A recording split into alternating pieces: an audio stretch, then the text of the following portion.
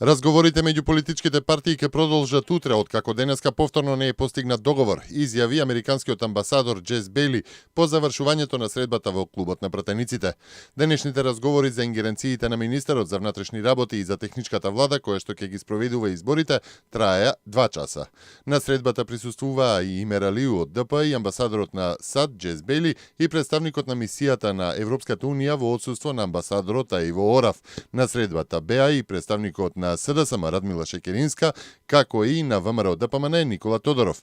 Тодоров пак пред денешните разговори ги повтори ставовите на партијата за ингеренциите на министерот за внатрешни работи и завршувањето на мандатот на техничката влада.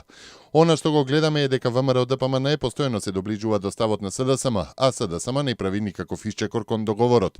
И покрај тоа ние даваме нови предлози со цел да се дојде до договор и да заврши агонијата во која што СДСМ ја втурна Македонија, рече Тодоров.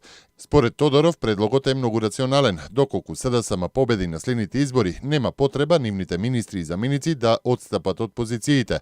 Доколку загуби, потребно е да одстапат. Според Тодоров, доколку СДСМ се сигурни дека ќе победат, би го прифатиле овој предлог. Нема што да се изгуби. Многу доколку загубат, ќе треба да одстапат, што е и честно, вели Тодоров. Во демократиите граѓаните одлучуваат кој ќе води државата и само граѓаните, никој друг. Тие веројатно сакаат да си ја продолжат функцијата 40 до 50 дена по секоја цена, додаде Тодоров пред денешната средба.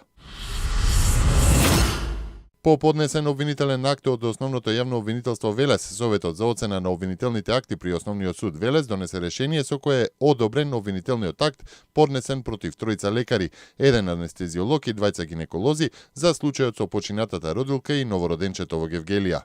Обвинението беше поднесено поради нивно несовесно постапување на 22 октомври 2015 година при породувањето на пациентка во општата болница Гевгелија, што резултираше со смрт на родилката и нејзиното новородено. Решението за одобрување на обвинителниот акт е донесено по приговорите поднесени од страна на обвинетите и нивните бранители, се вели во соопштението објавено на веб страницата на Јавното обвинителство на Република Македонија. Обвинителството донело наредба за запирање на истражната постапка што се водеше против четвртото осомничено лице, кое што во меѓувреме почина.